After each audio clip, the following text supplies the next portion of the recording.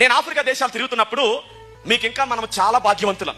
ఎంత భాగ్యవంతులం అంటే మనము అన్ని వసతులతో కూడిన సదుపాయాలు కలిగిన సంఘంలో మనం కూర్చున్నాం. నేను ఆఫ్రికా వెళ్ళినప్పుడు ఎడారిలోకి వెళ్ళాను. నేను ఎడారంటే ఇంచుమించు అడవి ప్రాంతం, అది భయంకరమైన అడవి. ఊరికి 400 కిలోమీటర్ల దూరం. అక్కడ నన్ను ఏ జంతువు తినేసినా ఎవరు పట్టించుకోవడం, ఎవరికి ఏ హాని జరుగుతుంది ఎవరికి తెలియదు. సరే, నన్ను తీసుకుని కారులో తీసుకుని ఇంచుమించు ఒక 20 మంది 4-5 కార్లు వేసుకుని అడవిలోకి తీసుకెళ్లారు. కరెంట్ లేదు, బాత్రూమ్ లేదు, పడుకోవడానికి మంచం లేదు, కనీసం గూడు లేదు నిద్రపోవడానికి. ఆ రాత్రి గారు ఏమొచ్చింది తినేస్తే నాకు తెలియదు. అలాంటి సిచ్యువేషన్ లో వెళ్ళినప్పుడు అక్కడ ఉన్న విశ్వాసులు ఏర్పాటు చేసిన కూటాలు చూసి ఆశ్చర్యపోయాను నేను. ఏ వేశారు తెలుసండి? కూర్చోడానికి టేకర్ అవి ఉంటాయి కదా, మోడులు, అవి నరికి 2 బద్దల కింద చేసి వై జంక్షన్ లాగా దానికి మోళ్లు నరికి భూమిలో పాతి ఆ కర్రలు అడ్డంగేశారు. కుర్చీలు లేవు అక్కడ. నీకు ఇలా చక్కగా సూటు బూట్లు వేసుకొచ్చి కుర్చీలో కూర్చున్నట్టుగా లేరు అక్కడ. అక్కడ ఎలా ఉంది? మోడు మీద కూర్చున్నారు.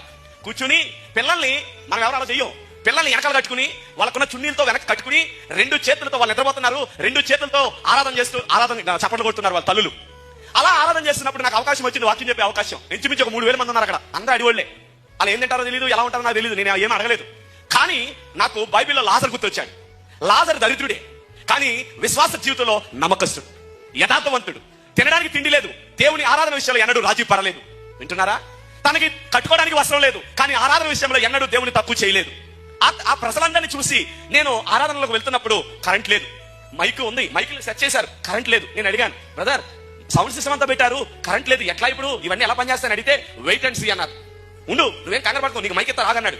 నాకు మైక్ గురించి కాదు, ఈ కరెంట్ చీకట్ల ఆరాధన ఏం చేస్తాం, టార్చ్ లైట్లు వెలిగితే ఛార్జింగ్ అయిపోతాయి, ఎంతసేపు ఆరాధిస్తాం అంటే దేవుని మహిమ పట్టణాల్లో కాదు అడవిలో చూద్దామన్నాడు.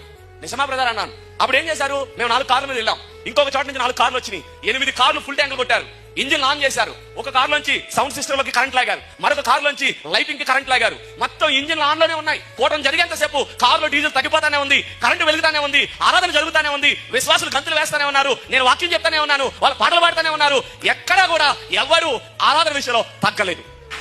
నీకు ఫ్యాన్లు పెట్టి ఏసీ పెట్టి భవనం కట్టి ఈ చైర్మన్ గారు ఈ పాస్టర్లు ఇన్ని వసతులు పెడితే నువ్వు ఆరాధనకు రావడానికి పిల్లలు చక్క పెట్టాలని కాసేపు, భర్తను చక్క పెట్టాలని కాసేపు, ఇల్లు దిద్దాలని కాసేపు, ఇంత సమయాన్ని నువ్వు పాడు చేస్తున్నావే. ప్రభు వచ్చి నిన్ను లెక్క అడిగినప్పుడు నువ్వేం సమాధానం చెప్తావు? నేను నీకు సమయం ఇచ్చాను, నువ్వు సద్వినియోగం చేసుకున్నావా?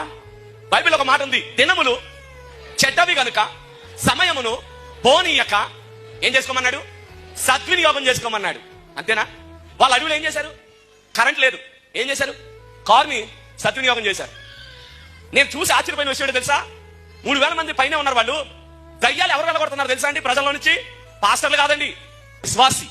ఒక విశ్వాసి ఇంకొక వ్యక్తికి దయ్యం బట్టి ప్రార్థన చేస్తుంటే ఆ విశ్వాసి ప్రార్థనకి దయ్యం మారిపోతుంది అక్కడ.